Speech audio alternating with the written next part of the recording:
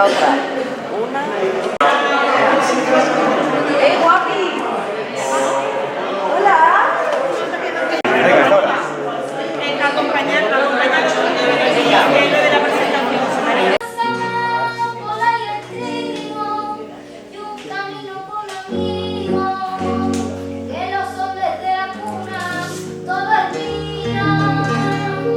Porque tengo la fortuna de llevar dentro el rocío los alegres tamboriles, la arena de los carriles, todo es mío.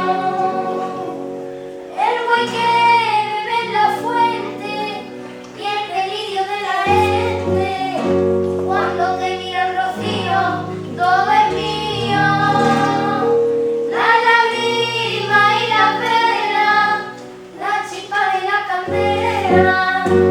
Al cielo ya se han subido, todo es mío, porque tengo la fortuna de llevar dentro el rocío una ermita junto al cielo, donde siempre hay el consuelo, todo es mío. Bonito, tío.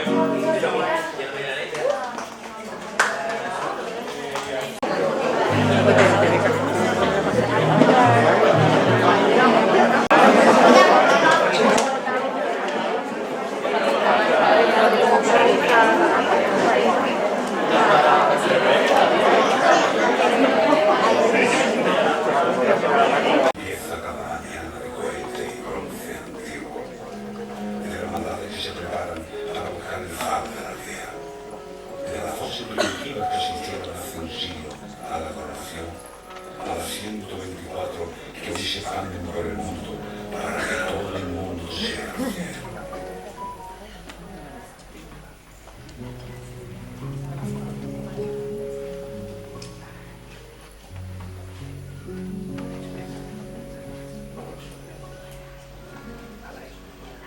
Porque tengo la fortuna,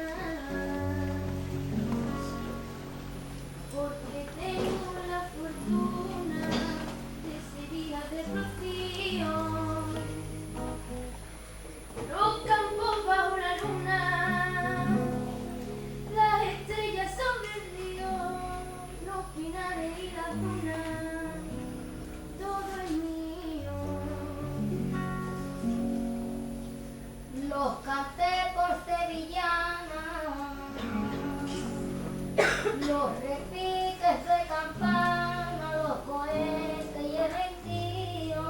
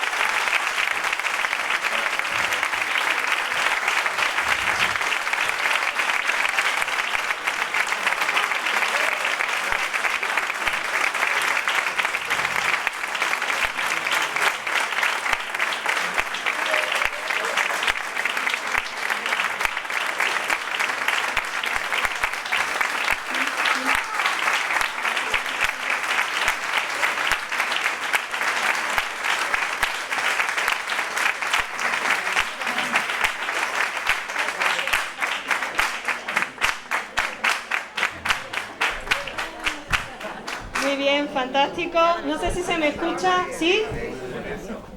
Bueno, no se puede empezar un congreso de educación mejor que con la participación de nuestro alumnado, de nuestro profesorado. Es una fantástica experiencia educativa en la que se mezcla el flamenco en el aula y es de la comunidad educativa de Almonte, El Rocío y Matalascaña. Enhorabuena, os ha salido fantástico a todos, tanto al profesorado como al alumnado, genial.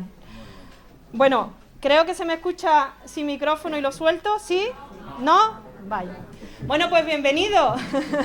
Bienvenidos a este primer congreso de Neurociencia y Educación. Mi nombre es Inmaculada Luque, soy directora del Centro de Profesores Bollullos Valverde y bueno, tanto para mi equipo como para mí ha sido un auténtico reto y privilegio, por supuesto, el poder organizar y ofreceros este congreso.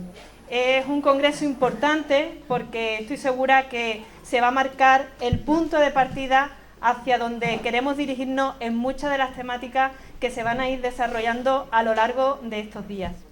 Y bueno, estamos en un lugar privilegiado, único, como es el Parque Nacional de Doñana, ubicado en su mayor parte en el término municipal de Almonte, un pueblo con importantes raíces históricas y multitud de atractivos culturales.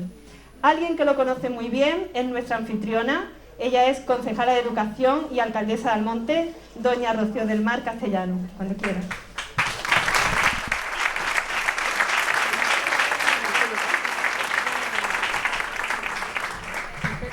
No, este no va.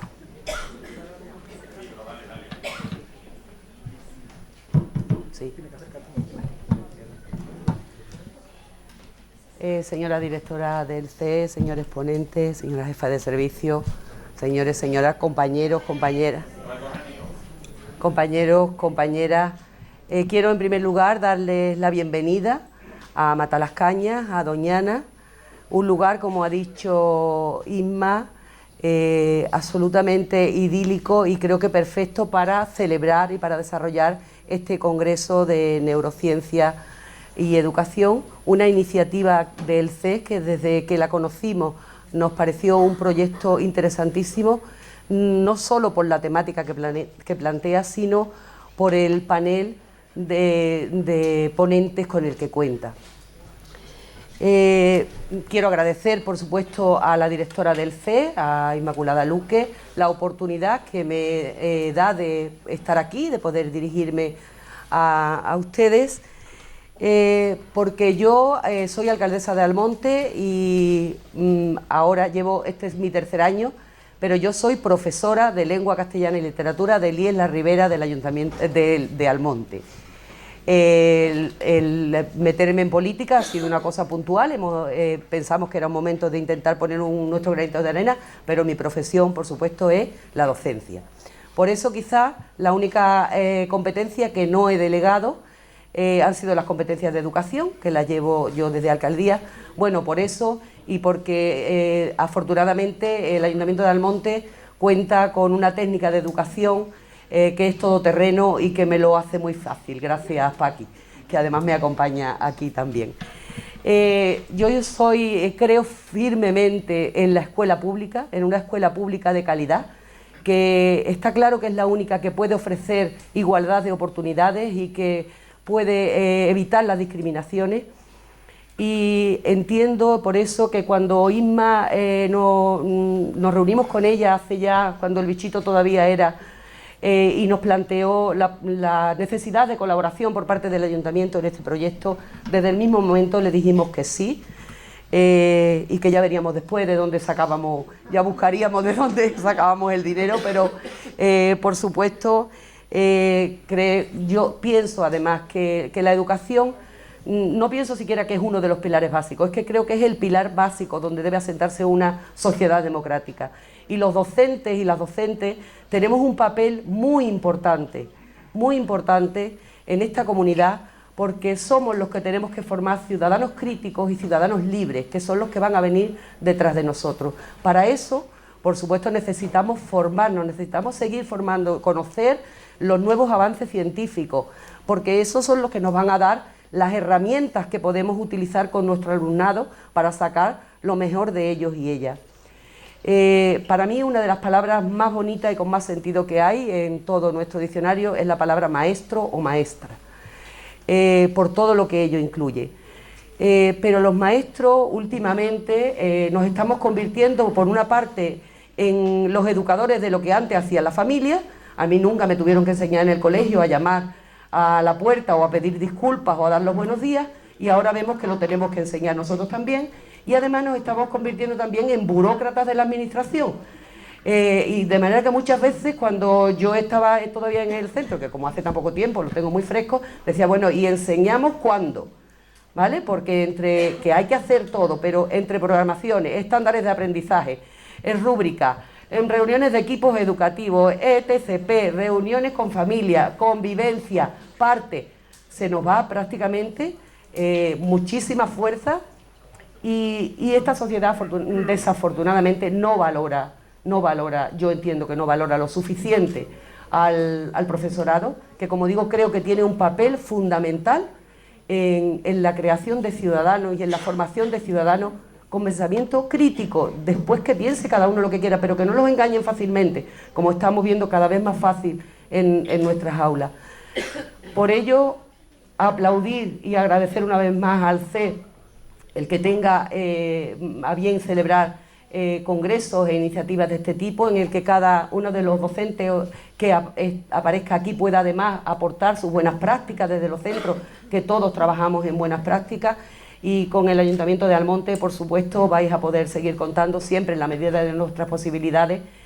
Y ahora sí pido disculpas a todos los que estáis aquí y en especial a los ponentes, porque ahora vuelvo otra vez a mi papel de alcaldesa, y como en Almonte ya huele solo a procesión, rocío y traslado, tengo un acto de recepción de la hermana mayor y un acto de exaltación del rocío al que no puedo faltar tampoco, pero amenazo con volver mañana.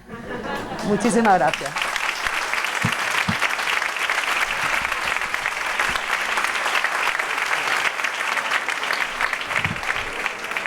Bueno, muchísimas gracias, por supuesto, Rocío. Y antes de que se tengan que ir, quiero agradecer públicamente al Ayuntamiento, por supuesto, su colaboración, porque sin ella no hubiéramos podido llevar a cabo esta actividad. Así que muchas gracias. Y las siguientes palabras en el Congreso vienen de la mano de una compañera.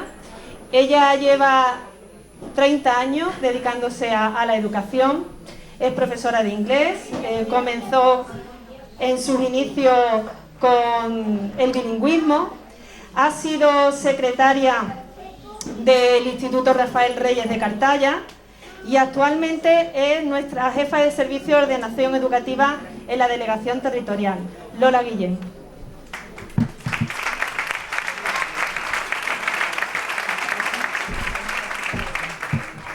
Hola, buenas tardes, alcaldesa. Antes que nada, disculpar a la delegada, que le hubiese encantado estar aquí. Estaba en su agenda haber pasado todo el fin de semana con todos nosotros, pero problemas de agenda de última hora no se lo han permitido.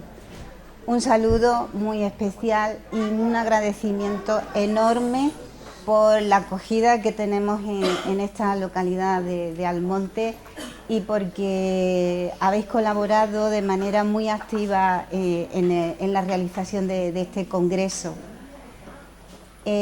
Por parte de Inmaculada, sé que cada vez que el CEN necesita algo y pide ayuda al Ayuntamiento de Almonte, el Ayuntamiento de Almonte no duda en decir sí, y eso es de agradecer, evidentemente. A vosotros, compañeros y compañeras, pues tengo que daros las gracias y la enhorabuena.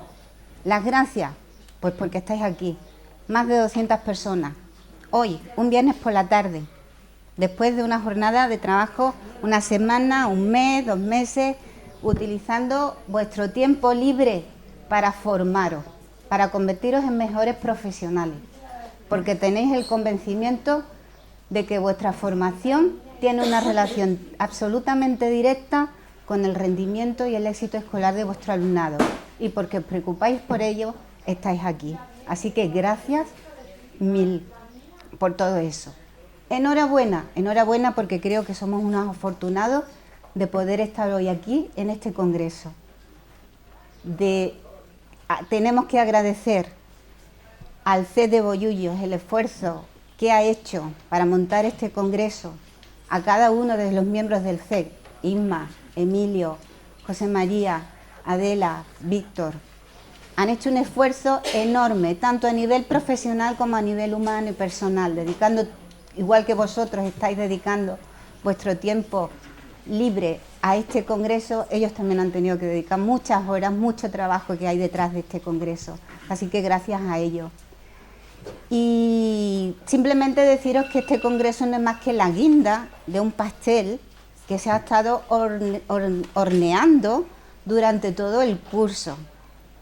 Un pastel que se ha hecho con mucho mimo, mucho cuidado, mucho esfuerzo, que ha tenido muchos ingredientes, siempre todos de calidad, y que en esta ocasión, siguiendo con el símil, pues tiene 3 sabores especiales o 3 ingredientes especiales que son este congreso.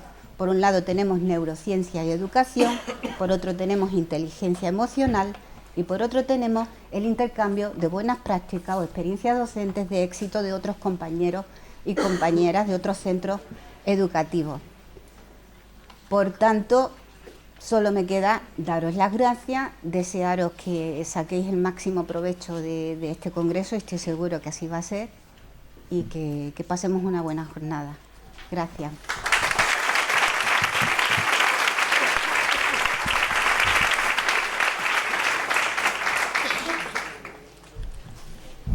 Muy bien, pues efectivamente, como ha dicho Lola, desde este CES se ha hecho una apuesta decidida para que la educación emocional se trabaje tanto en el profesorado como en el alumnado. Además, se trabaja de forma interdisciplinar en todas las asignaturas que se imparten en los centros docentes. Efectivamente, desde principios de curso comenzamos un itinerario formativo en educación emocional y neurociencia que iba dirigido a distintas etapas educativas, desde infantil hasta ciclos formativos. Además, había actividades que se hacían de forma general, formato taller, podían participar profesores de distintas etapas, pero también había actividades diseñadas única y exclusivamente para determinados centros que así no lo demandaron.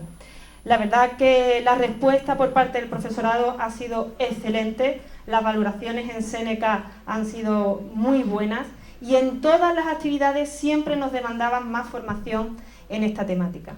Un ejemplo es precisamente el congreso, que en 24 o 48 horas prácticamente que publicamos la convocatoria se agotaron las plazas del congreso. Y bueno, eso un poco indica también la motivación, como ha dicho Lola, del profesorado por la formación, a los que desde aquí, por supuesto, quiero agradecer el interés que siempre mostráis en participar de actividades formativas. Bueno, también agradecer, por supuesto, a los ponentes que están esta tarde aquí con nosotros, al profesorado que va a desarrollar talleres en estas dos jornadas, en estas dos intensas jornadas que vamos a tener, en las que van a mostrar prácticas educativas de éxito que están desarrollando en sus centros. Y este es uno de los objetivos primordiales de nuestro CES, el detectar, el poner en valor y, por supuesto, compartir con toda la comunidad educativa prácticas educativas que están teniendo unos resultados fantásticos en el proceso de aprendizaje de nuestros alumnados. Bueno, estoy totalmente convencida que en estos 2 días vamos a tener la oportunidad de aprender, de compartir, de escuchar, esa palabra tan bonita que es escuchar, que algunas veces nos cuesta mucho trabajo poner en práctica. Vamos a poder reflexionar todos juntos el papel que juega y jugará tanto la educación emocional como la neurociencia en nuestros centros docentes. Y bueno, como digo, vamos a tener un amplio abanico de metodologías. Tenemos por ahí aprendizaje servicio, vamos a tener aprendizaje basado en proyectos, vamos a tener robótica, vamos a tener al maestro Mayo con las nuevas tecnologías. Pero dentro de este amplio abanico de formas de enseñar, que tienen muy buenos resultados, a mí me gustaría rescatar una frase de nuestro admirado Fernández Bravo, que dice que la mejor metodología, la más válida, es la vocación. Y yo creo que aquí todos los que estamos tenemos una gran vocación por el trabajo que llevamos a cabo, nos preocupamos mucho de nuestros niños, como decimos, de nuestros niños y nuestras niñas, y bueno, pues felicidades, enhorabuena. Y hay una persona a quien le sobra vocación, que es nuestro primer invitado.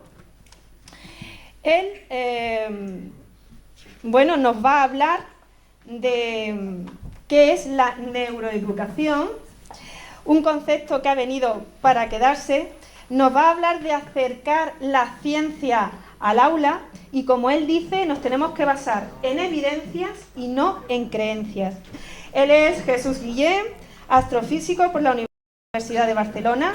En los últimos años se ha dedicado a la docencia, investigación y divulgación de la neuroeducación, compartiendo mucha información en Escuela con Cerebro, un blog que ha superado los 7 millones de visitas.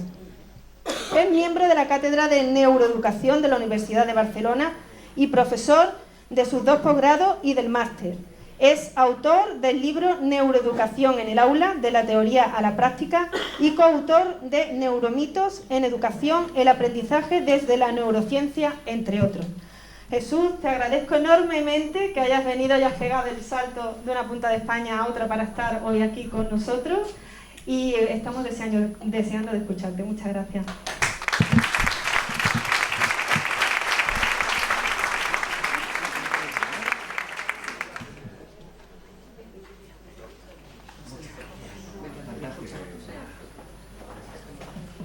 Sí, probando. Tocar un hiperactivo va a ser un reto muy grande, el tener que utilizar el micro en una mano y el pasador en otro, pero lo aceptamos. Muchísimas gracias, Ima, por la presentación. Muchas gracias al CEP Bolillos por toda la organización.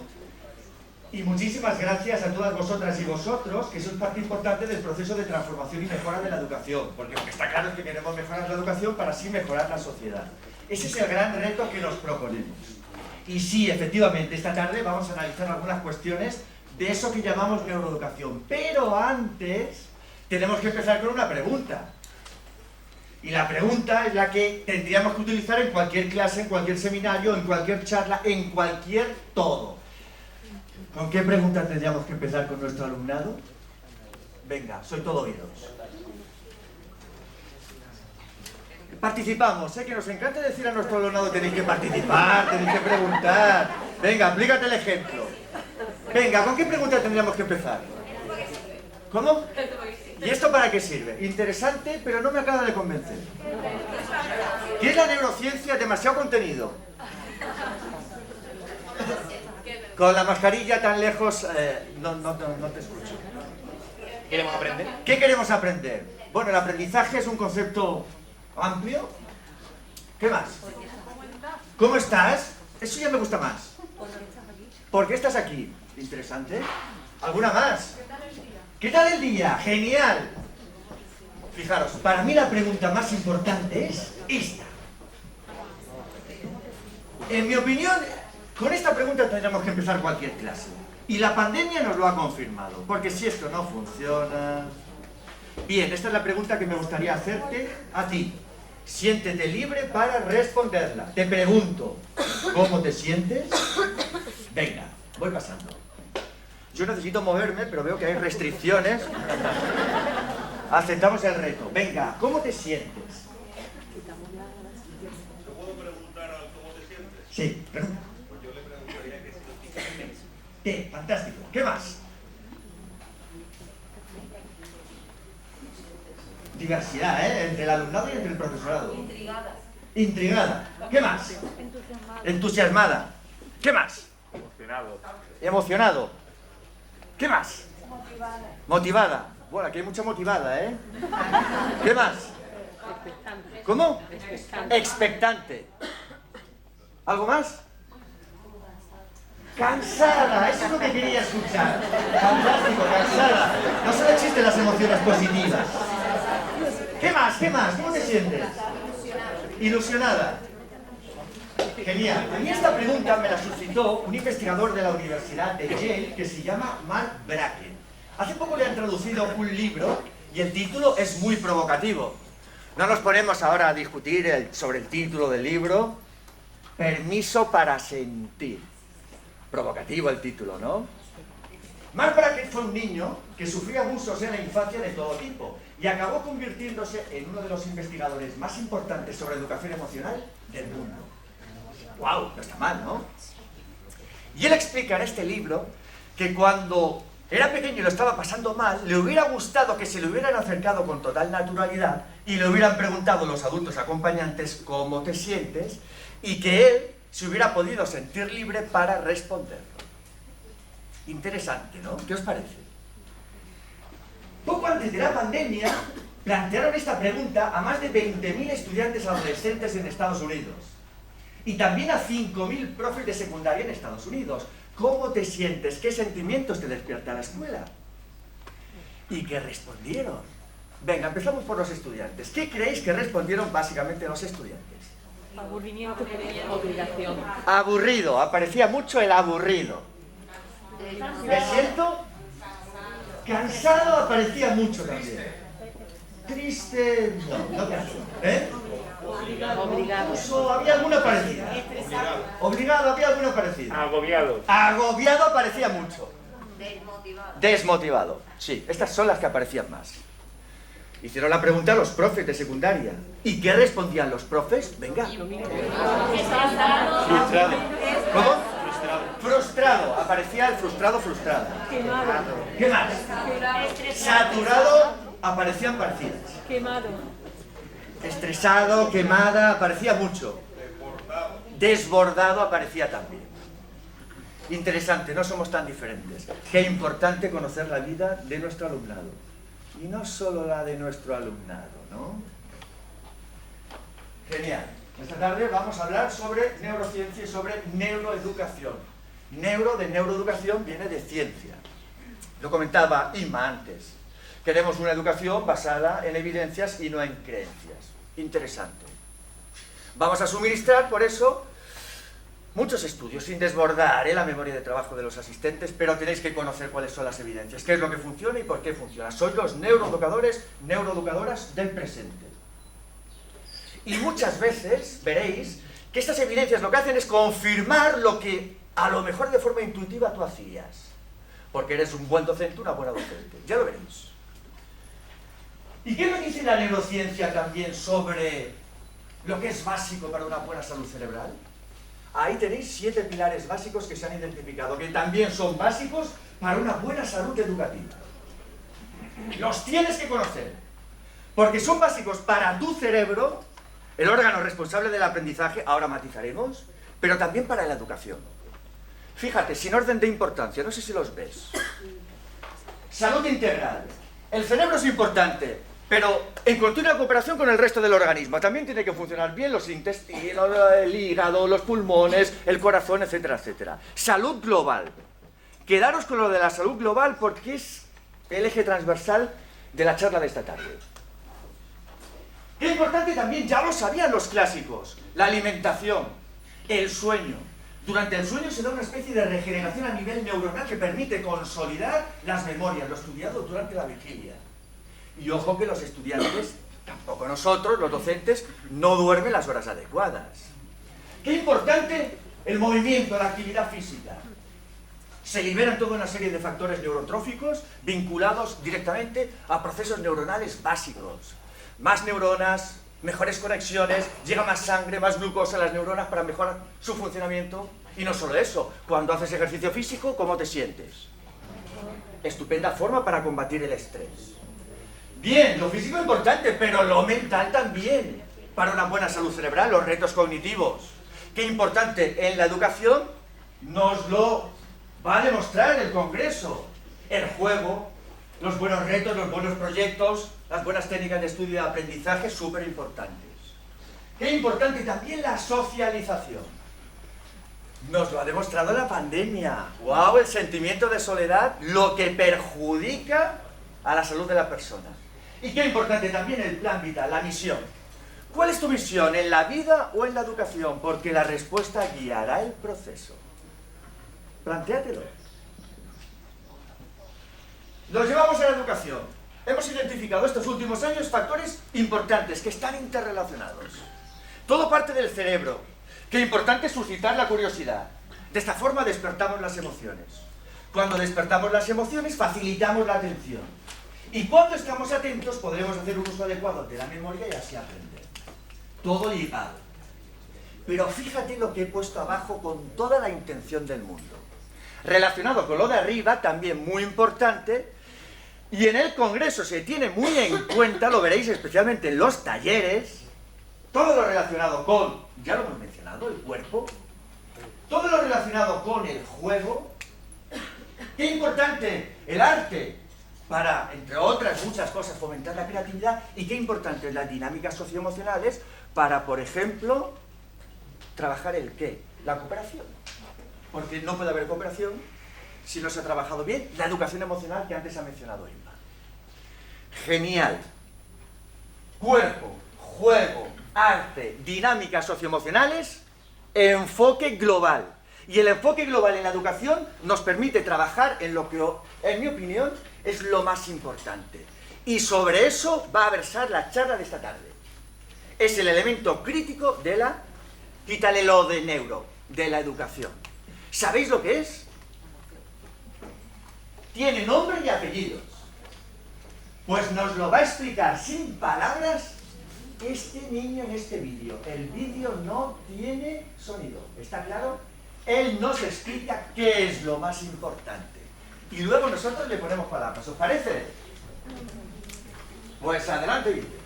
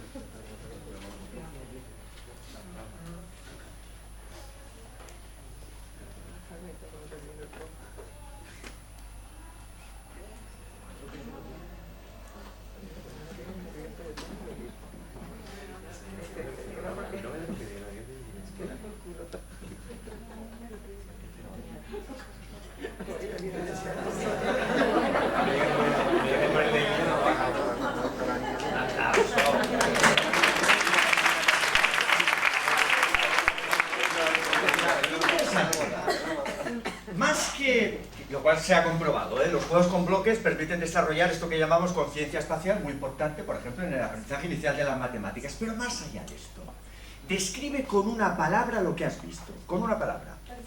Perseverancia. Paciencia. Aprender de los errores. Aprender de los errores. Intento. Ilusión. Me acerco porque, claro, si me quedo allí, parece que solo responden ellos. Ensayo-error. Tiempo. Repetición, paciencia. Búsqueda del éxito. Búsqueda del éxito, constancia. Estrategia. Reflexión. ¿Todo esto que habéis comentado, creéis que es importante en el aula? Pregunto. Sí, creemos que sí, ¿no? Y en la vida, me llamó la atención, fijaros, esta tabla del Foro Económico Mundial, donde identificaba de cara al... Esto lo van actualizando, cada X tiempo, pues de cara al 2025, 10 competencias básicas, ¿no?, para el ciudadano. Y fijaros que me llamó la atención, pues, pensamiento analítico, aprendizaje activo, resolución de problemas, pensamiento crítico, creatividad, originalidad, liderazgo. También mencionan el tema de la tecnología. Los tiempos son los que son y el cerebro se adapta a todo. Resiliencia, razonamiento, resolución de problemas. Porque todo esto está relacionado con lo que estaba haciendo el niño con ese juego de bloques.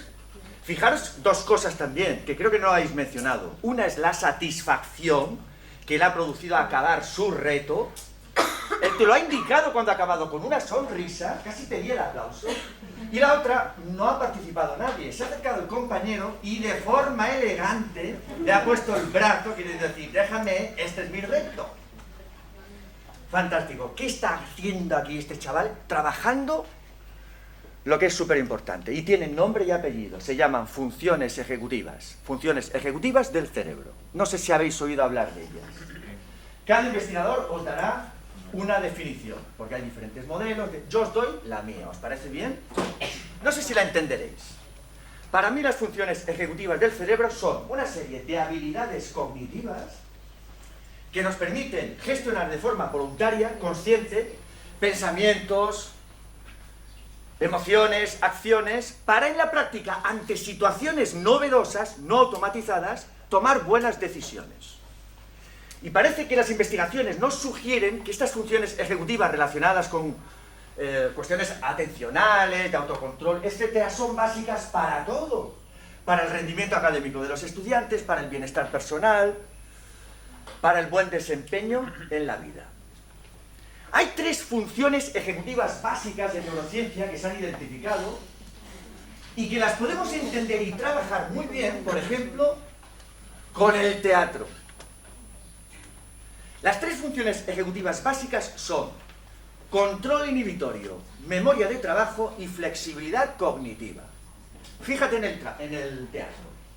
El estudiante tiene que recordar el papel en acción. Ahí pone en práctica lo que se llama la memoria de trabajo. La memoria de trabajo nos permite no solo almacenar pequeñas cantidades de información en breves periodos de tiempo, sino manipular, jugar con la información, que es lo que yo estoy haciendo hablando con vosotras.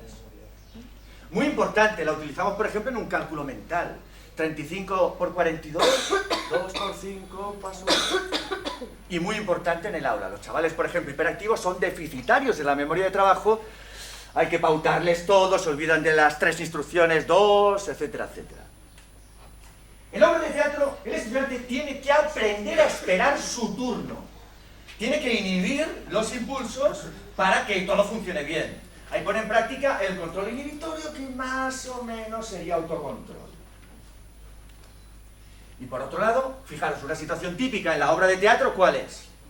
El compañero se equivoca, modifica el guión, me tengo que adaptar a la situación novedosa, flexibilidad cognitiva. Lo hemos aprendido en la pandemia, muy vinculada a la creatividad. Una alumna mía me hizo este resumen de las 3 funciones ejecutivas básicas, que además posibilitan 3 funciones cognitivas de orden superior, que son la planificación, el razonamiento y la resolución de problemas, súper importantes. De cara a la vida hay una que es muy muy importante, que es el control inhibitorio, el autocontrol. Pero fíjate, piensa. Si no eres capaz de controlarte en tu vida cotidiana, lo pasas mal. Te agobias en un atasco de tráfico, dando la claxon. Te va a costar afrontar una problemática a nivel personal o laboral. Te va a costar centrarte en una tarea académica cuando tú quieras. Es importante, y tanto que sí. Y realmente quien nos demostró uno de los estudios importantes fue este señor, no sé si os suena, Walter Mischel. El del test de la golosina. ¿Os acordáis? Bueno, quien no lo conozca, simplificando un poquito, hasta hace muchos años, cogían a niñas, niños de 4 añitos, los sentaban en una mesa, les ponían una jugosa golosina, el más malo, y les decían: si eres capaz de estar sentada 15 minutos, ¡wow! Luego pasaron a 10, porque tela, 4 añitos.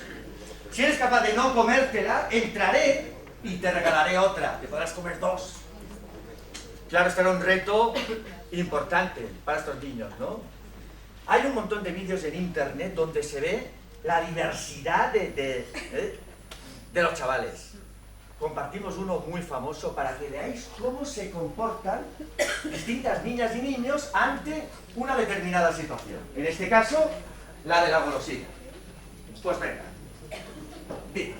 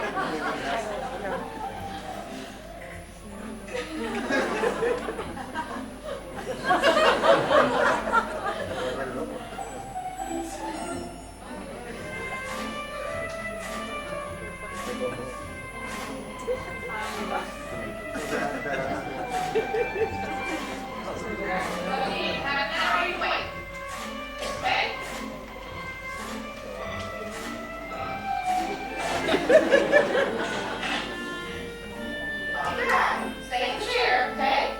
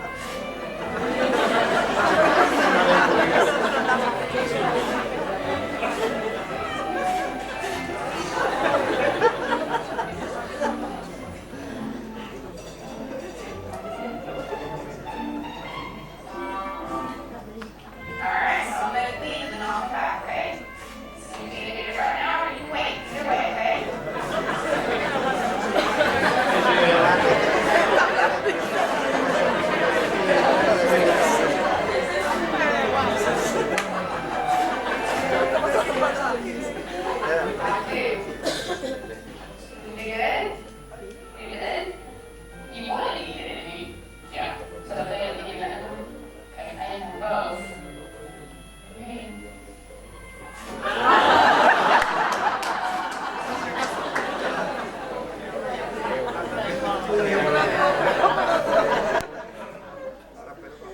Siguieron a estas niñas y niños durante años y vieron que aquellas y aquellos que con 4 añitos eran capaces de aplazar la recompensa de no comerse la golosina, siendo adolescentes, tenían mejores relaciones con los compañeros, les iba mejor en la escuela. Interesante. Y el estudio longitudinal continuó.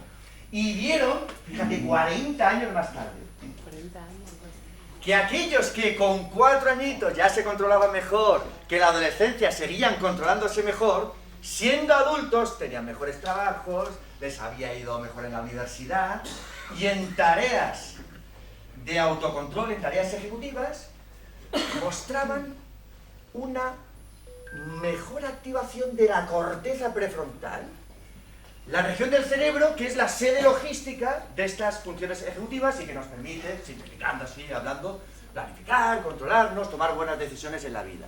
Mientras que los que no se controlaban tan bien activaban más el llamado sistema de recompensa cerebral, que claro, está muy activo ante situaciones que no puedo controlar, ante adicciones, etcétera, etcétera. Interesante. Bueno, no nos volvamos locos ahora con los pequeñitos, porque hay que ser críticos con las investigaciones científicas. Estos son correlaciones, no es un efecto causa, no es una causalidad. Sí que nos podríamos plantear por qué pasa esto con 4 añitos, no se sabe exactamente. Seguramente sea por condicionamientos genéticos, influyen, incluso también influye la educación en el contexto familiar los primeros añitos, pero parece que todo lo relacionado con el autocontrol es importante. Pero para mí lo más importante de esta investigación, ¿sabéis qué fue? Que cogían a niñas y niños impulsivos y les daban instrucciones. Venga, cuando no puedas controlarte, piensa en la golosina como si fuera una roca. O tararea una canción, o date la vuelta. Y estas instrucciones simples les iban bien para controlar un poquito mejor sus impulsos. Lo cual sugería, de alguna forma, que este autocontrol podía entrenarse, podía mejorarse. Y esto es lo que realmente nos interesa a nosotros como educadores. Interesante. Por supuesto, este proceso de mejora de las funciones ejecutivas va ligado al proceso de desarrollo del cerebro. Y como estamos en un congreso de neurociencia, aunque hablemos de funciones ejecutivas, permitidme 2 minutos comentar alguna cosita sobre el desarrollo del cerebro. ¿Me permitís? Lo primero, el cerebro se va desarrollando de forma gradual. A veces simplificamos y decimos, primero se desarrolla de detrás y luego hacia adelante. Primero las áreas que intervienen en lo sensorial, en lo motor, finalmente las áreas ejecutivas. Pero ojo que la corteza prefrontal no acaba de madurar hasta los 20 y tantos años, ojo, ¿eh?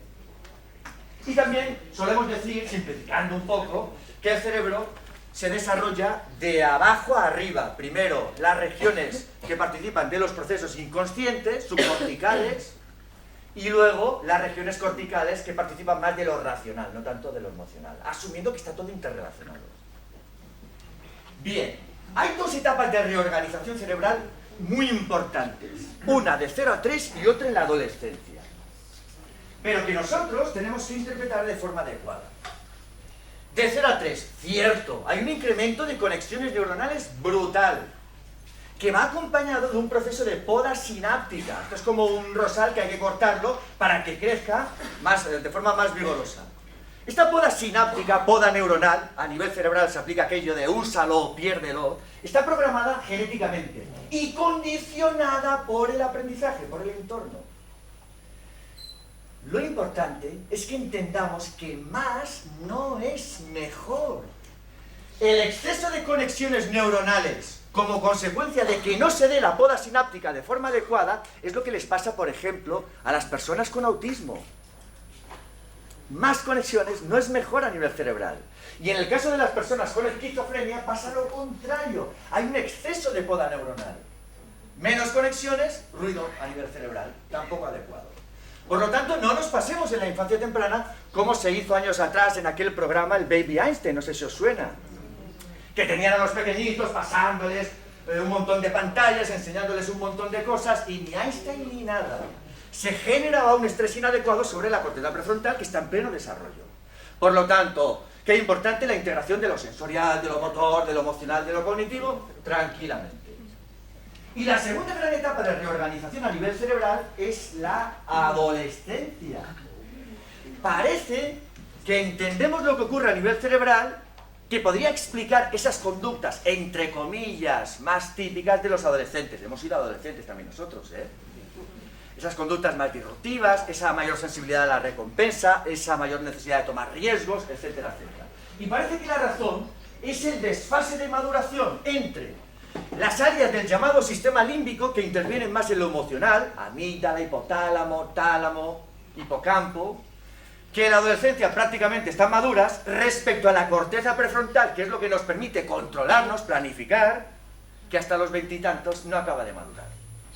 Y nosotros creemos que la mejor estrategia para el adolescente es información. Yo te voy a informar y te voy a dar todo lo que necesitas sobre embarazos no deseados, sobre droga, bla, bla, bla, bla, bla, bla, bla, bla, bla. Y te voy a decir cuándo tienes que coger el coche, en qué condiciones y tal. Y luego, pues te coge el coche sin carné y no te lo pone a 80, sino te lo pone a 150. Le entra la información por un oído y le sale por otro. Amplificada la situación entre iguales se ha visto. Y la pregunta, ¿y entonces qué? ¿Y entonces qué? La responsabilidad es del cerebro y nos quedamos ahí. ¿Y entonces qué? No digo que no sea importante la información. Lo que parece que las investigaciones nos sugieren es que no es suficiente. Se necesita, pero falta algo más. ¿Y ese algo más qué es? En ciencia no hay blancos y negros, no existen dogmas. Aquí son sugerencias. ¿Vale? Pues muy bien, parece eso, dice la compañera autorregulación, pues parece que lo que habría que hacer es trabajar todo lo relacionado con las funciones ejecutivas desde pequeñitos, cuanto antes mejor. Pero eso se dice muy fácil y en la práctica a los primeros que nos cuesta es a nosotros. Y esto es muy importante en el mensaje que queremos transmitir. 2 investigaciones muy importantes que nos guían un poco sobre cómo trabajar las funciones ejecutivas del cerebro. Tú tienes información. Yo te pregunto, ¿Cuándo no tomas una buena decisión en tu vida? ¿O cuándo es más probable que no tomes una buena decisión en tu vida? Cuando estás, dilo, ¿cómo? En caliente, estresada, cansada, al límite, triste, enfadada, desbordado. Nadie ha dicho cuando no he dormido mis horas, porque muchos estudiantes, como consecuencia de no dormir las horas adecuadas, manifiestan conductas disruptivas típicas de hiperactivos, por ejemplo, o incluso nadie ha dicho cuando llevo un montón de horas sin comer, que me siento. También influye. Y parece que lo contrario también es importante. Fíjate, lo que se ha visto en las investigaciones es que el estrés, la mala salud, la tristeza, la soledad, esto perjudica a las funciones ejecutivas y a la sede logística de las mismas, que hemos dicho que es la corteza prefrontal. Pero lo contrario parece que también es cierto. Cuando nos sentimos acompañadas, contentos, con buena salud, parece que es más fácil tomar buenas decisiones en nuestra vida. Pues bien, las revisiones lo que nos sugieren es que para trabajar estas funciones ejecutivas tan importantes para todo, no tendríamos que quedarnos en lo cognitivo siendo importante, sino ir más allá y atender también las necesidades físicas, sociales y emocionales de todos los estudiantes. Enfoque global, educación integral. Y ahora os pregunto, ¿y cómo podemos tener en cuenta en el aula este enfoque integral que parece que es interesante para trabajar estas funciones ejecutivas básicas para todo?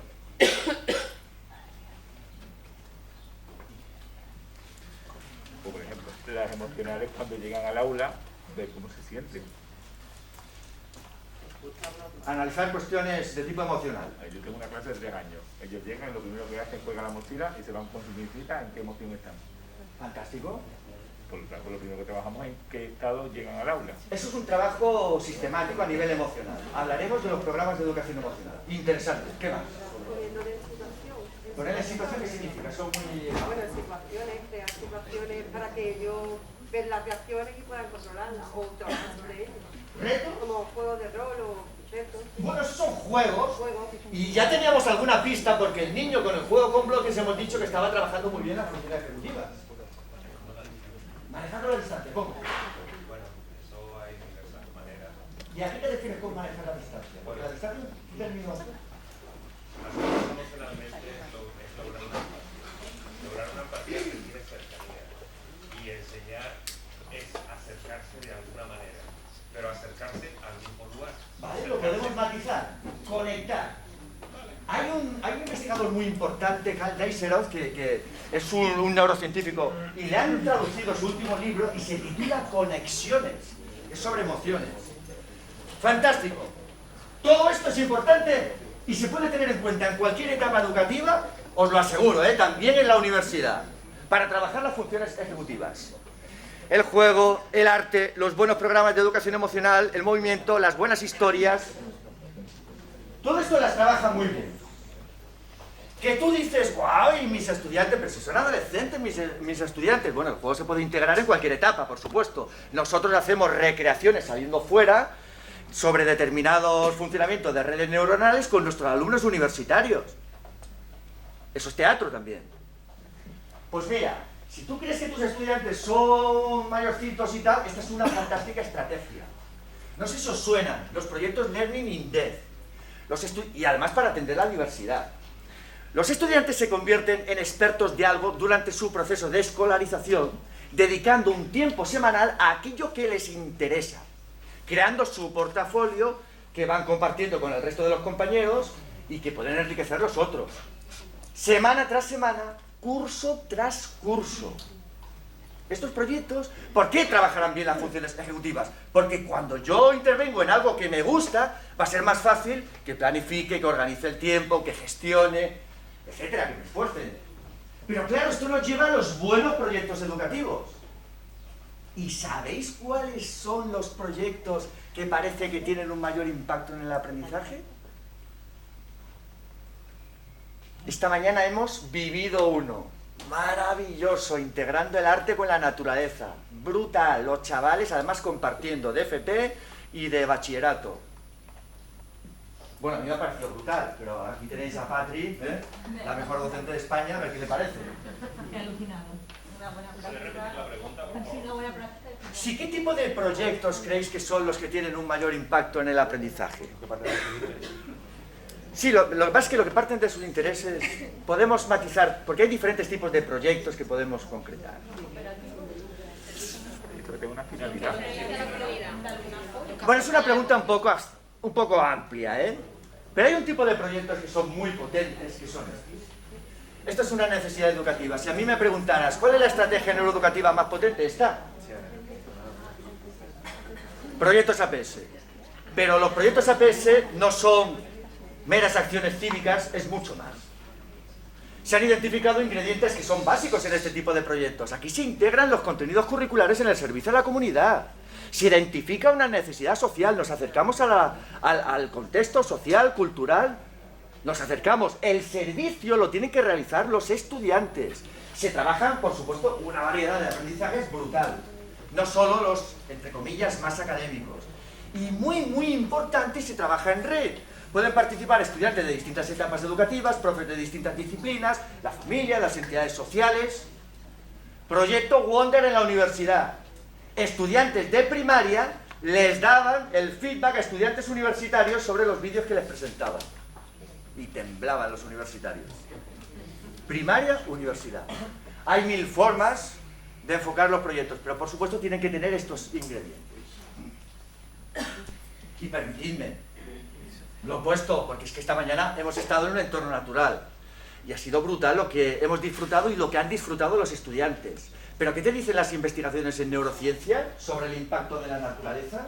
Pues fíjate, a mí esta me impactó muchísimo. Se ha visto que las personas que han crecido en entornos rurales muestran una menor reactividad de la amígdala.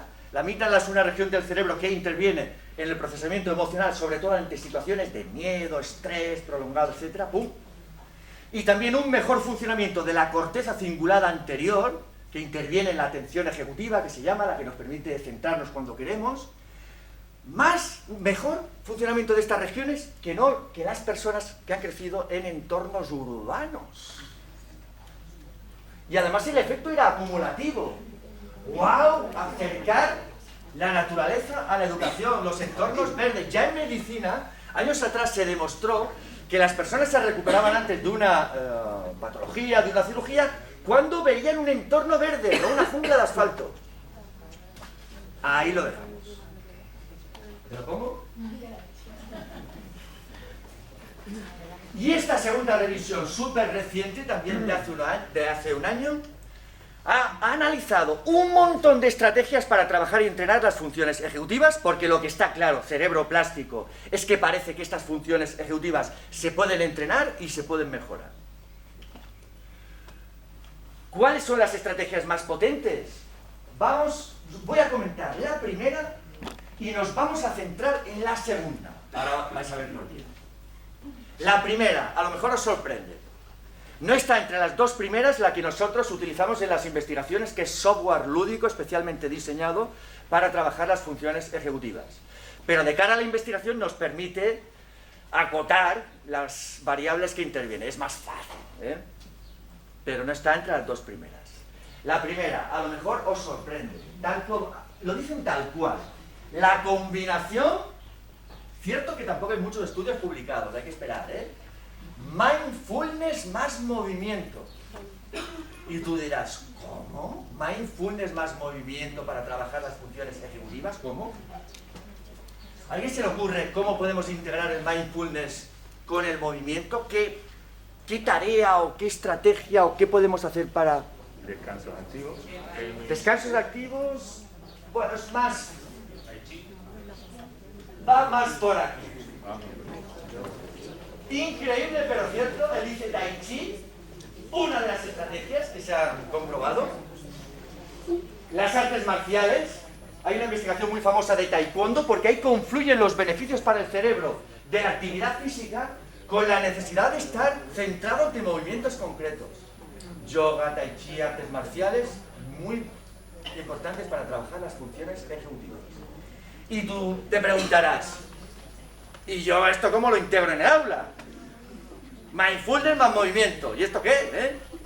Pues te pongo un ejemplo. Hace unos años yo adapté un juego de un programa muy famoso que ahora lo mencionaré, Tools of the Mind, especialmente diseñado. Es el que tiene más evidencia a favor, pero es para la infancia temprana.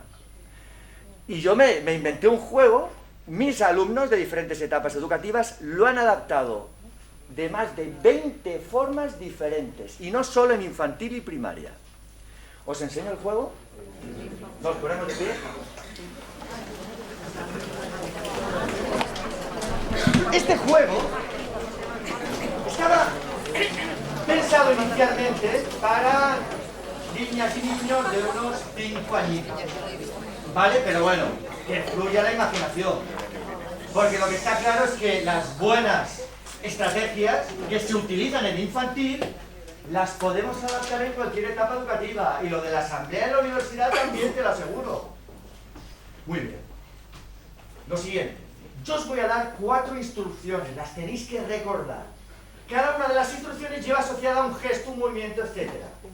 Tenéis que recordar la instrucción y ejecutar el gesto correspondiente. ¿Está claro? Bien, cuando yo te diga... Es que claro, como me lo han cambiado tantas veces, ahora tengo que... Cojo uno cualquiera. Cuando yo te diga círculo, vas a darte un abracito. Recuerda la instrucción, la puedes ejecutar. Círculo, abracito, abrázate. Cuando diga cuadrado, palmadita. Voy repitiendo mentalmente. Cuando diga triángulo, me gusta Doñana. ¿Me gusta Doñana? O solo Doñana. ¡Doñana! Y cuando diga rombo, muy rápidamente vas a correr a la esquina contraria de tu hilera. De la... Sí, no hay ningún problema porque se caiga lo que se tenga que caer, porque estamos en infantil. Para un momento. Mentalmente, ahora mentalmente, repítete las instrucciones. Mentalmente a ser posible. A los niños les cuesta, tienen que hacer la acción opuesta. Muy bien, pues venga. Atentos, la ejecución tiene que ser súper rápida. ¿Vale? Está ya automatizada la instrucción, por lo tanto. Venga. Triángulo.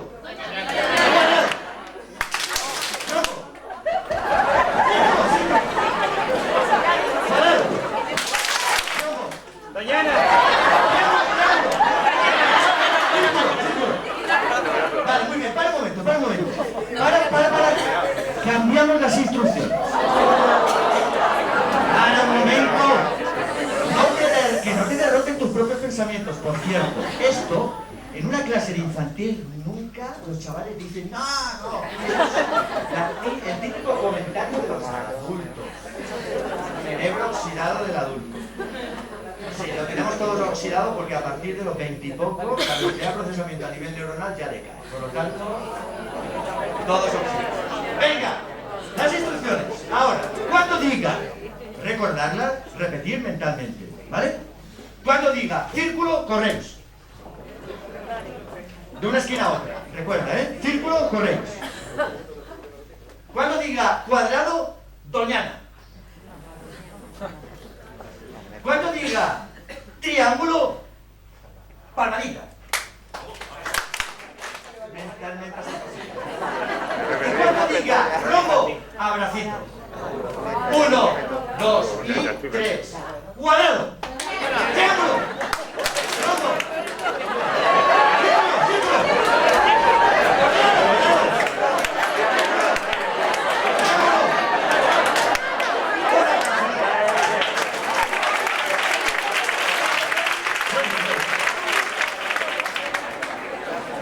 Os justifico.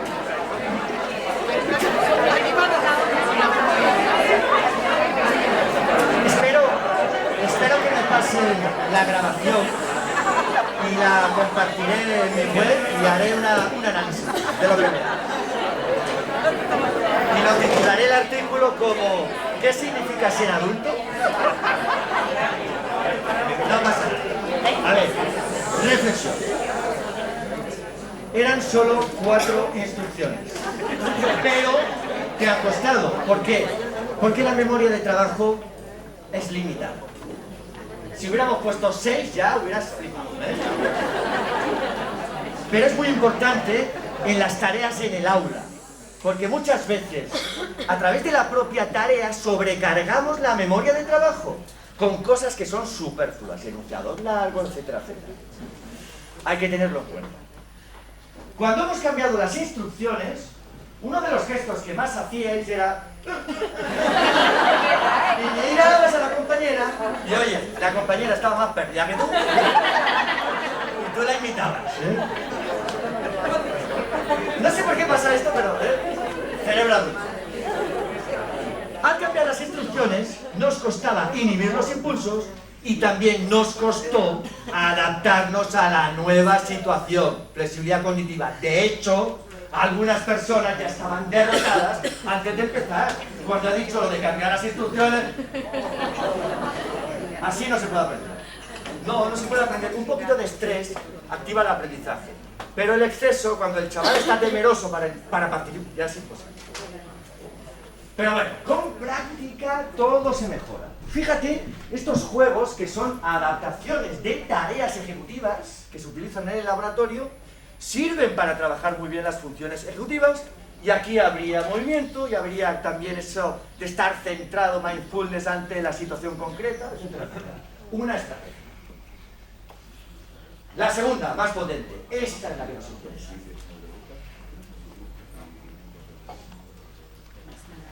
Programas escolares que ponen el foco en el entrenamiento de las funciones ejecutivas. O si quieres, programas de educación emocional que ponen el foco en el trabajo de las funciones ejecutivas de forma intencionada, explícita, muy potentes. ¡Wow! En cualquier etapa educativa. Esto es maravilloso, porque si las funciones ejecutivas son básicas para el bienestar, para el rendimiento académico, para el buen desempeño en la vida, esto es un momento cumbre aquí en la provincia de Huelva. Vamos a desvelar, ¿eh? Y se puede. Ahora bien, como cualquier otro programa de educación emocional, el programa que tú utilices, porque le llamo programa, porque no queremos trabajar la función ejecutiva 5 minutitos, esa maestra motivada o ese maestro... No. Queremos hacerlo de forma intencionada, de forma sistematizada, de forma regular, porque si no, no se obtienen resultados. Pues bien, se ha visto que me da igual el tipo de programa de educación emocional, tiene que cumplir una serie de condiciones. Y si no se cumplen, no va a funcionar el programa. Te guste más o te guste menos. Por lo tanto, ahí os he marcado en diferentes momentos, los diferentes colores de la acción educativa, pues cosas que son importantes. ¿Quieres utilizar un programa? El que sea. Nosotros años atrás, cuando yo estaba con adolescentes, adaptábamos el programa de Vizquerra. Lo adaptábamos a las necesidades de esos estudiantes adolescentes. Pero puedes utilizar el de Fernández Berrocal, algo que esté probado, son parecidos. Muy importante, que los estudiantes tengan claro lo que hacen, objetivos de aprendizaje claros. Esto es básico en cualquier acción educativa. Que participe todo el centro, que haya una formación, también para las familias. Tiempo, implantación sistemática. No esperemos resultados en 3 meses, imposible. Estos programas requieren años, no hay vuelta de hoja. Es un aprendizaje durante toda la vida, te guste más o te guste menos. Hay que utilizar dinámicas que sean activas, que fomenten la cooperación. Esta mañana los chavales nos han mostrado un montón de dinámicas diferentes, ¿verdad que sí, Patri? Además súper creativas. Me ha encantado. Yo no solo puedo decir eso, es que he flipado porque la verdad que ha sido súper interesante. Y nos hacían también pensar esas dinámicas. Nos hicieron reflexionar, pensar, además de que se expresaban estupendamente. Y movernos, etcétera, etcétera. Fantástico, Patri. Por supuesto, vincular a situaciones cotidianas. El otro día una alumna me preguntaba por que yo había mencionado una película que ni me acordaba, Manos Milagrosas, y recordé que efectivamente Manos Milagrosas es una película de aquel neurocirujano negro que hizo la primera operación sobre siameses y la utilicé hace tropecientos años para trabajar la resiliencia con los estudiantes adolescentes. La película no tiene gran cosa, pero servía para trabajar porque ese neurocirujano negro creció en los entornos de pobreza mayores de Detroit. Es una historia de resiliencia guapa. Y muy importante también los procesos de evaluación. Antes, durante y después del programa. Incluso hay algún artículo donde se han identificado ítems que son críticos en cualquier programa de educación emocional. Esto hay que tenerlo en cuenta, porque si no, la cosa no funciona. ¿Y se puede? Se puede. Y comparto 2 programas en Andalucía. Yo he participado en los 2, en uno más que en el otro. Fíjate, a ver si lo digo bien este pueblo, el Real de la Jara, en Sevilla. Un motivado como vosotras, como vosotras, un director de una escuela en un pueblo pequeño, ha creado un programa, currículo basado en las funciones ejecutivas, para trabajarlas de forma regular, dedicando un tiempo semanal, haciendo dinámicas para trabajar el control inhibitorio, la flexibilidad cognitiva, la metacognición, durante todo el año. Primaria y secundaria. Ahora pondremos algún ejemplo de las dinámicas que utilizan. Y este otro en infantil, claro, yo he participado porque ahí estábamos probando el programa Neuroeduca que ha creado un asesor del CEP de Marbella, Dani Molina, que además acaba de publicar un libro. Yo le he escrito el libro donde explica el programa para trabajar las funciones ejecutivas en infantil. Pero claro, yo estaba ahí porque a mí también me interesaba comparar ese programa con un software lúdico que crearon un grupo de investigadores argentinos que se llama Matemarote, que es el único software lúdico, libre, y que puedes entrar en la página web para trabajar las funciones ejecutivas. Matemarote. Entonces, estos meses hemos estado haciendo unas investigaciones y hay que analizar los datos, ahí estamos. Por lo tanto, se puede. ¿Y qué hacen estos programas? Pues fijaros, antes de compartir algunas dinámicas típicas, permitidme que comparta el nombre de algunos programas que trabajan las funciones ejecutivas y a ver dónde ponen el foco estos programas. Estos programas tienen evidencia detrás. Empezamos con el programa Herramientas de la Mente, Tools of the Mind, para infantil. Aquí ponen el foco en el juego simbólico, qué interesante. En general el cerebro ama las buenas historias, pero empatizar con la otra persona, etc. Utiliza muchos mediadores visuales que se utilizan, por ejemplo, para chavales que tienen necesidades específicas, las maestras PT lo sabréis. El diálogo interno, se les enseña a reflexionar por qué se han sentido mal, el autorrebatimiento de las propias ideas, desde pequeñitos, Y también utilizan los mentores, súper importante. Que haya cooperación entre estudiantes de distintas etapas, que guíen el proceso, que se preocupen. Interesante. El programa Kindness Curriculum, de Richard Davidson, el padre de la neurociencia contemplativa, muy famoso porque ha hecho unas investigaciones muy importantes con monjes budistas. Este programa lo podéis descargar, está en su página web y está traducido al español, para infantil también. Es un entrenamiento, ellos le llaman, para la bondad. Él dice, Richard Davidson, la base de un cerebro sano es la bondad y se puede entrenar. Y él comenta, y es cierto, que ya en la infancia temprana se han identificado habilidades altruistas de los chavales que son frágiles, pero que conviene seguir trabajándolas. Ellos ponen el foco en el tema de la bondad, a través de actos sociales, el tema de la atención, mindfulness, lo trabajan desde pequeñitos, y el tema de la regulación emocional, llámale gestión emocional, autocontrol, más o menos. El programa PAS es un programa ya amplio de educación emocional que pone muchas veces el foco en la función ejecutiva. Aquí ya serviría para primaria y un poco más. Aquí le dan mucha importancia a la formación del profesorado en todo lo relacionado con la educación emocional, estrategias de autocontrol, relaciones interpersonales. El tema de las relaciones interpersonales, pues a través de experiencias concretas en el aula, en la escuela, en la vida, etcétera, etcétera. El programa MindUp para primaria, incluso también para secundaria. Aquí ponen el foco en el mindfulness. Y tú dirás, ¿cómo? Yo en el bachillerato, con rollos de mindfulness. Pues años atrás lo hicimos. Con estudiantes de bachillerato, que la mayoría habían repetido, y el 90% eran mayores de edad. Te puedo asegurar que sin forzarles, porque nunca forzábamos, entraban en las dinámicas de relajación y de mindfulness Mira, la enorme mayoría, digo, podría decir el 100%. Y no solo eso, sino cuando hacían una prueba que les estresaba, por ejemplo, un examen de selectividad, ellos te decían, profe, 3 minutos de relajación. O sea, te lo pedían ellos mismos. Se puede, también en secundaria. Este programa en concreto es para estudiantes hiperactivos. Entonces pone el foco, esto ya es para adolescentes, en todo lo relacionado con la organización de materiales escolares, con la gestión de las tareas, con la planificación del tiempo que a ellos les cuesta, etcétera, etcétera. Interesante. Por lo tanto, hay programas en diferentes etapas con evidencia detrás.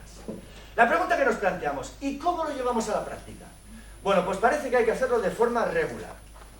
Podría dedicarse, por ejemplo, un tiempo semanal, 1 hora, en la hora, no sé aquí cómo le llamáis, de tutoría. Donde yo vivo, pues, se le llama así.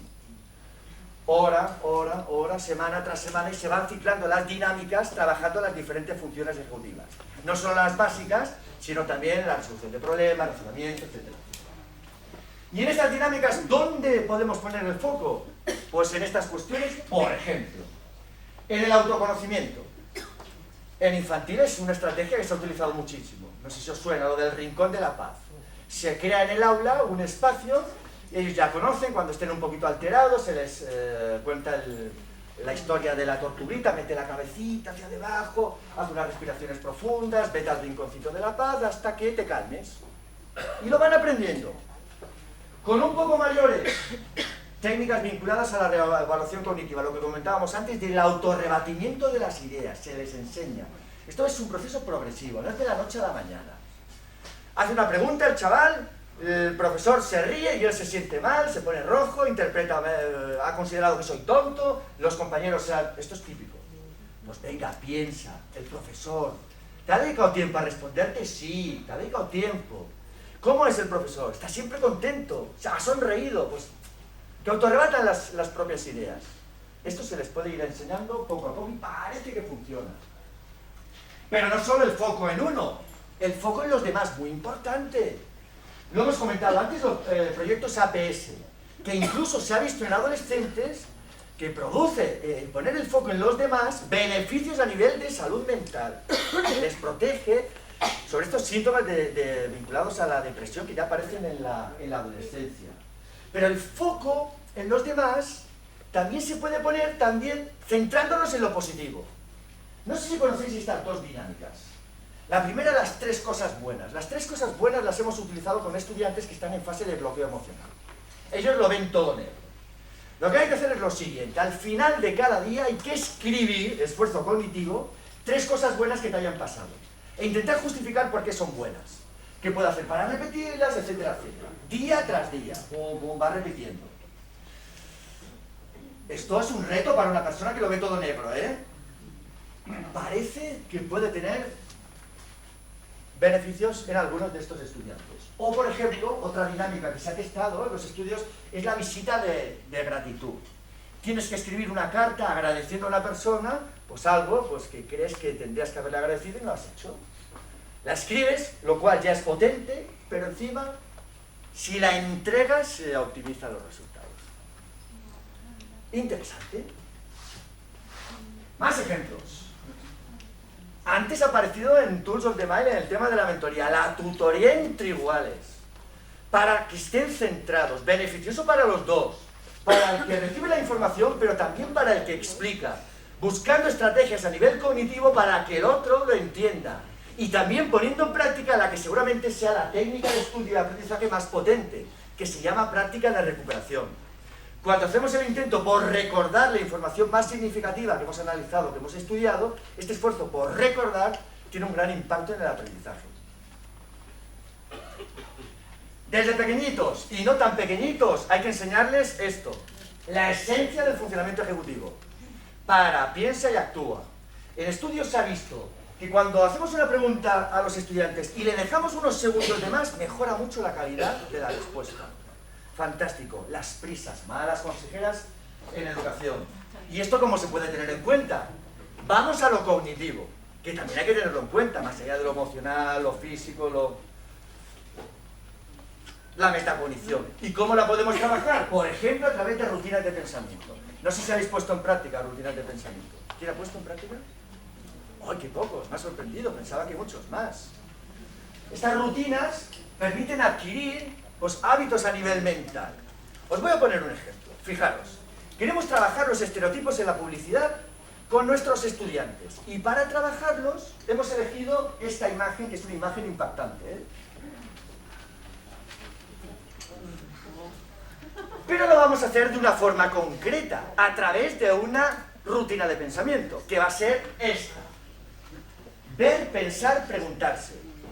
3 preguntas en orden creciente de profundidad a nivel cognitivo.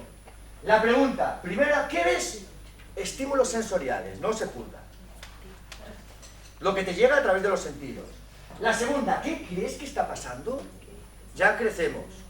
Y la tercera todavía más. ¿Qué te preguntas? Y fijaros la información profunda que se puede alcanzar con lo mismo que nos ha pasado esta mañana con el proyecto Arte Naturaleza con los estudiantes, lo que se generaba a través de esas preguntas que ellos hacían. Porque podemos llegar, por ejemplo, a los estereotipos en el caso de las ciencias y matemáticas. Eso de que las chicas tienen que ser peores en matemáticas y en ciencias, ¿dónde está la evidencia que lo demuestra? No existe. Y muchas veces estas creencias falsas parten de los adultos y las transmitimos incluso de forma inconsciente. ¡Wow! Para trabajar la metacognición, tiempo, rutinas de pensamiento y también buenas preguntas.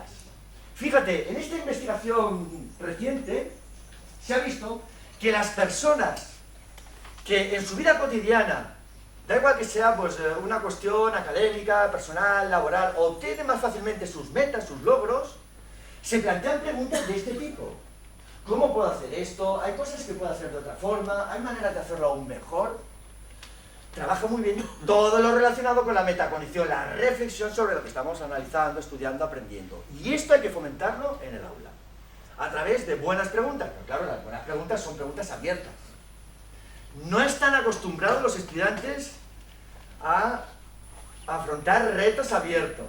Lo digo porque años atrás estuvimos con adolescentes y les hacíamos preguntas de este tipo. Les decíamos, venga, un atleta corre 1 kilómetro en 2 minutos y 20 segundos. ¿Cuánto tarda en correr 3 kilómetros? Te hacía la regla de 3, 2 minutos 20 1 kilómetro, el triple distancia, 7 minutos. Sin plantearse que en el enunciado nadie te está diciendo que el atleta vaya a recorrer la distancia a velocidad constante.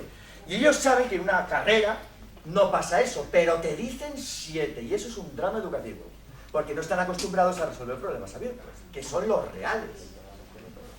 Y esto también hay que explicárselo.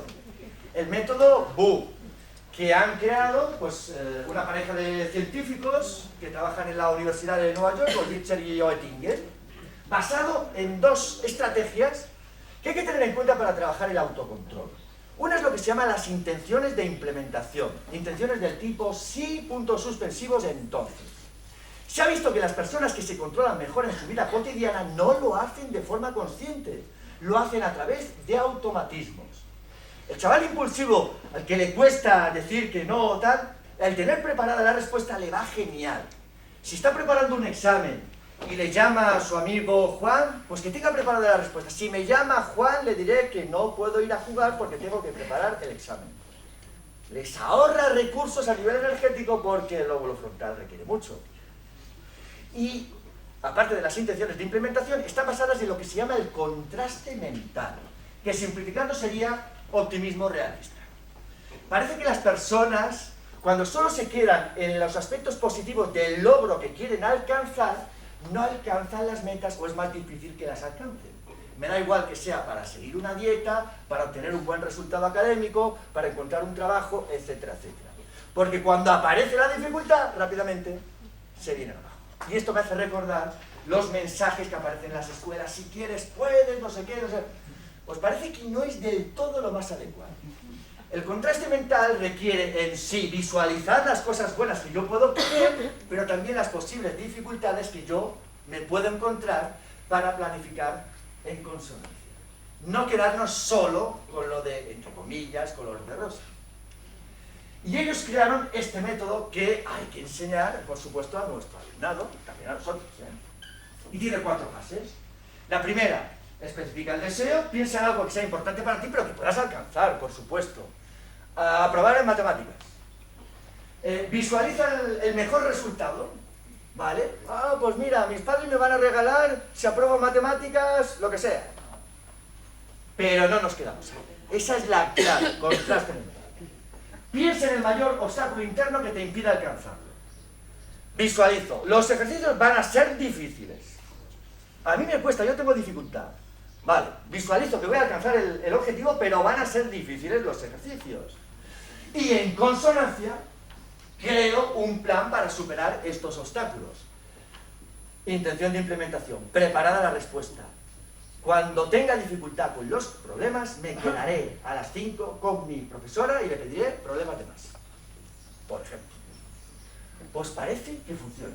Para trabajar el autocontrol, para trabajar la función ejecutiva. Y en la recta final también, qué importante, los espacios de aprendizaje también. Sí, muy importante en una escuela con cerebro. Variables como la iluminación, la temperatura, la ventilación, la disponibilidad de cambio de mobiliario, todo influye. La multitarea no existe a nivel cognitivo. Si tengo que estar centrado en una tarea y tengo que estar respondiendo al WhatsApp, al Facebook o escuchando música, baja mucho el desempeño en la misma. La música, especialmente si tiene letra, despierta emociones y eso desvía la atención. La gran mayoría de las personas, si hay demanda cognitiva en la tarea, mejor en silencio. Hay que trabajarlo no solo con los estudiantes, sino también con las familias. Y sin olvidar, funciones ejecutivas son habilidades cognitivas, las buenas técnicas de estudio y aprendizaje. Después de analizar unas cuantas revisiones, yo llegué a estas 10 ideas básicas. La primera está relacionada con lo que hemos comentado de la práctica de recuperación. Pero la cuarta y la quinta están relacionadas con el poder de las buenas preguntas, las que fomentan la metacognición, la reflexión sobre lo que estamos analizando, estudiando, etc. Podríamos estar horas, si alguien tiene alguna duda sobre alguna, luego me lo pregunta y yo se lo explico. Sin olvidar esto. Esto es una necesidad, los buenos retos, los buenos proyectos. Sí, aprendizaje basado en zombies. Un profesor de geografía en Estados Unidos crea un cómic de zombies en el que para sobrevivir hay que conocer el territorio e integra todos los contenidos curriculares de geografía en esa historia de zombies, proyecto gamificado, que él se ha montado. Pero esto es mucho más que una historia de rankings, insignias. Aquí se ha planteado este profe cuáles son los objetivos de aprendizaje, hay un hilo narrativo, hay mucho más. Se plantea preguntas, cómo quiero que participen los estudiantes en el proyecto, en primera persona, en tercera, van a cooperar, no, van a poder modificar el guión, si no, si lo pueden modificar, trabajarán muy bien la flexibilidad cognitiva. O el proyecto Toblerone, este lo pusimos en práctica con adolescentes. Podríamos haber empezado una unidad didáctica de optimización enseñándoles cómo se calcula un máximo o un mínimo con el lenguaje típico de las matemáticas, las derivadas, pero no, empezamos con una pregunta abierta. ¿Por qué esta tableta de chocolate tiene esta forma de prisma triangular? Y guiábamos el proceso a través de otras preguntas. Los chavales se iban al supermercado, hacían un estudio de ingresos, costes, iban trabajando cuestiones relacionadas con los máximos y mínimos, aunque también veíamos que había que guiar muy bien el proceso, porque si no, si van perdidos, no funciona. Y esto ya es lo más. Esta mañana en un entorno natural, arte en un entorno natural, brutal. ¿Se puede aprender poesía de Lope de Vega a ritmo de rap? Pues sí. Y recuerdo a una profesora de inglés que le pedía a sus estudiantes que recrearan la obra Romeo y Julieta en inglés y que se inventaran el final. Mira qué forma tan fantástica de trabajar la creatividad, la flexibilidad cognitiva. O un profe de historia que pedía a sus estudiantes que, utilizando una melodía popular, no me acuerdo cuál, relataran los sucesos más relevantes de la Revolución Francesa. O estas alumnas mías que crean una unidad didáctica vinculando la danza con las matemáticas. Y al ritmo de la música tienen que ejecutar los estudiantes una serie de movimientos y van trabajando los giros vinculados a la geometría, a la trigonometría, una unidad didáctica. Fantástico. Creatividad también por parte de estas docentes. ¿Y cómo trabajar a través de este enfoque, a través del arte, las funciones ejecutivas? Pues os pongo un ejemplo que hemos utilizado, en el que, bueno, es un proyecto, pero la música es importante. ¿Sí? ¿Queréis que lo pongamos en práctica? Pero tenéis que participar directamente. ¿Aceptáis el reto? Pues venga, nos ponemos de pie para que sea más.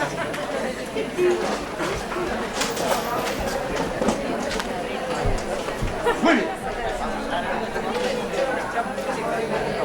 El reto es el siguiente. Nos vamos a convertir en un cerebro. Y tenemos dos hemisferios. Este sería el cuerpo calloso, un cordón de fibras nerviosas que conecta los dos hemisferios. Hemisferio 1 y hemisferio 2. Va a aparecer aquí un cantante y una música. Intentamos que esa música no fuera muy conocida.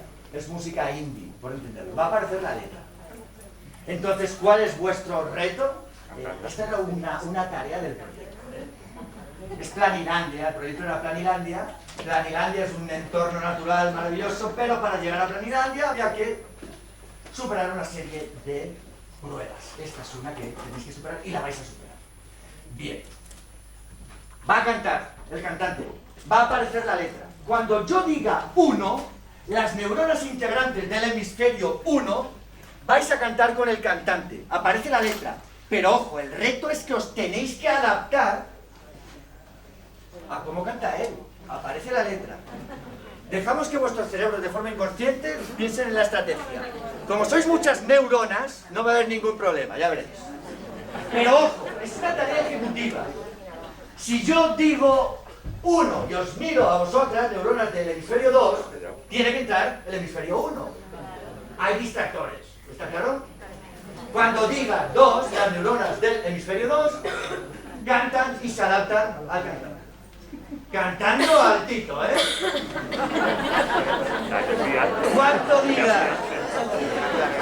Cuando diga todos, cerebro, cuando diga cerebro, todas las neuronas. Las del 1 y las del 2. ¿Aceptáis el reto? Sí. Muy bien. Los primeros segundos, pues si no se ve que acercas, proactividad. Si no ves, busca soluciones. Función ejecutiva. Acércate. Súbete. Buscar soluciones. Cero excusas. Al principio, los primeros segundos van a servir para que tu cerebro se adapte a esta melodía, quizás desconocida. ¿Vale? Se va a adaptar, ya lo veis. Y luego analizamos qué estrategias pues habéis utilizado.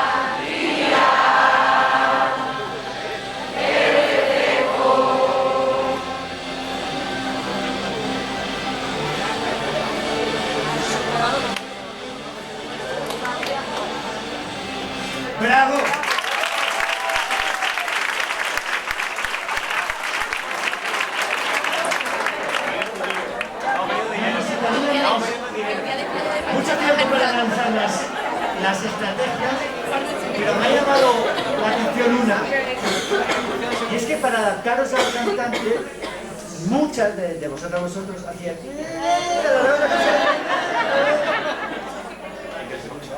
Y esto es muy interesante, porque fijaros cómo la neurociencia lo impregna todo. Me ha hecho recordar que en la infancia, cuando les hablamos a las niñas, niños, pequeñitos, sobre todo en ese primer semestre, alargando las consonantes, esto se llama madresía, entienden mejor. Mi bebé hermoso. Wow, ¿veis cómo hemos vuelto a la infancia? ¿Qué es lo importante en la educación? Es una pregunta que nos tenemos que plantear siempre. No hemos hablado para nada, Inma y yo, pero había ahí un hilo transversal. Esta es una historia real, y para mí es lo más importante. No podemos trabajar y mejorar las funciones ejecutivas sin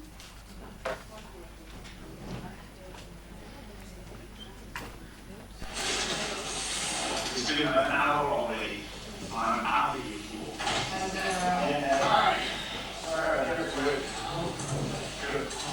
Good. Okay. Can you segregate and put on your hospital gowns as quick as you can? Dr. Mead is chill. On. Roger. Honey. Go. Visit.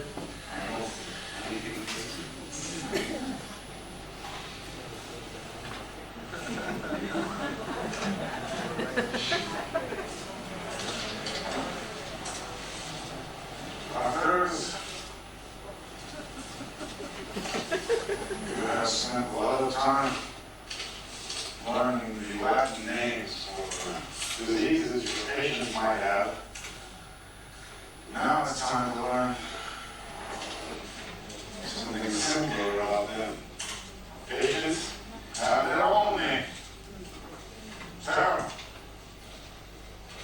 Alan. Jack. They feel frightened, embarrassed, and vulnerable, and they feel sick. Most of all, they want to get better. Because of that,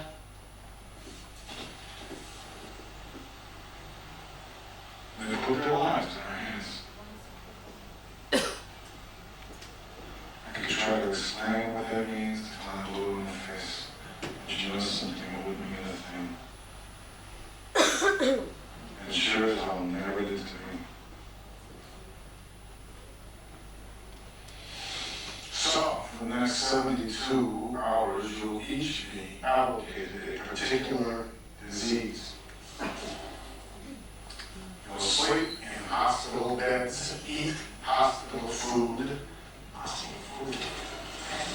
You'll be given all the appropriate tests.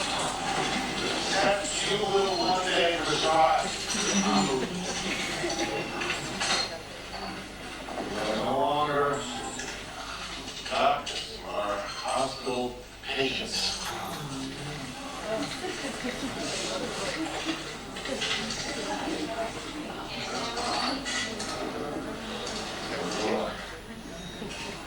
See you when I'm around.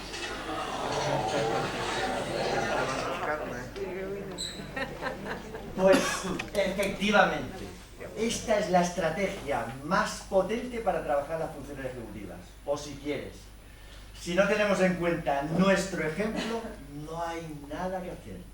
Si nuestro alumnado no nos ve centrarnos en las tareas, adaptarnos a situaciones novedosas, aceptar las opiniones discrepantes, etcétera, etcétera, no hay nada que hacer. Y efectivamente, en consonancia con lo que decía Inma antes, me encanta esta frase del amigo Fernández Bravo: la única metodología fiable dentro de cualquier paradigma educativo es la vocación. Y efectivamente, las personas vocacionales, las motivadas, los motivados, con conocimiento, que sois vosotras y vosotros, tenéis que transformar y mejorar la vida de vuestro alumnado con mucho cerebro y más corazón. Y por mi parte, muchísimas gracias.